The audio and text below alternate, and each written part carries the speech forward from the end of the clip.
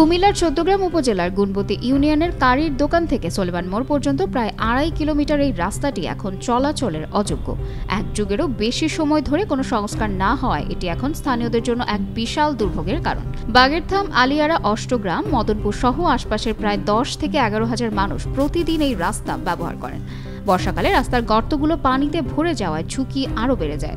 এতে প্রায় CNG, autorickshaw ও motorcycle দুর্ঘটনার শিকার হয়, আহত হন যাত্রীরা। 50 থেকে 60টা অটো আছে আমাদের রাস্তার কারণে, অটো রাস্তার বাইরে চলে যায় এবং কি গত পরশু দিনও আমাদের এখানে একটা অ্যাক্সিডেন্ট হয়ে 2জন মানুষ আহত হয়েছে। রাস্তার কারণে আমাদের গ্রামে কোনো মানুষজন আসতে পারে না। আমাদের কাটোয়া গ্রামের রাস্তাগুলা অনেক ক্ষতিগ্রস্ত, ভাঙ্গা। এটার কারণে ছেলেমেয়ে স্কুলে যেতে পারে না, মাদ্রাসা যেতে পারে না। একটা এতিমখানা আছে, এতিমখানা যেতে পারে না। আমাদের পশ্চিম পাড়া মাদ্রাসা আছে, মাদ্রাসা যাইতে পারে না। রাস্তাঘাট ভাঙ্গা। গত 15 বছরের মধ্যে কোনো সংস্কার কাজ হয় নাই।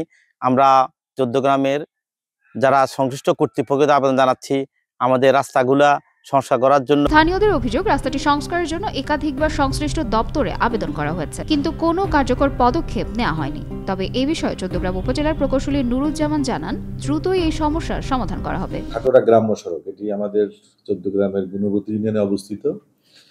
এটি 2 কিলোমিটার লম্বা একটি সড়ক, যে সড়কটি 2018-19 সালে হওয়ার পরে দীর্ঘ প্রায় 7-8 বছর এখানে কোনো মেইনটেনেন্স কার্যক্রম গ্রহণ করা হয়নি।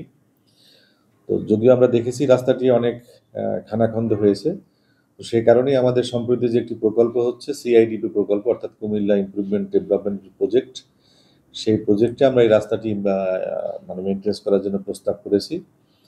আশা করি প্রকল্পটি পাশ হলে এই এলাকার জনগণ এই দুর্ভোগ থেকে রেহাই পাবেন। সড়কটি দ্রুত সংস্কার করে মানুষের দুর্ভোগ কমানো হবে, এমনটাই প্রত্যাশা স্থানীয়দের।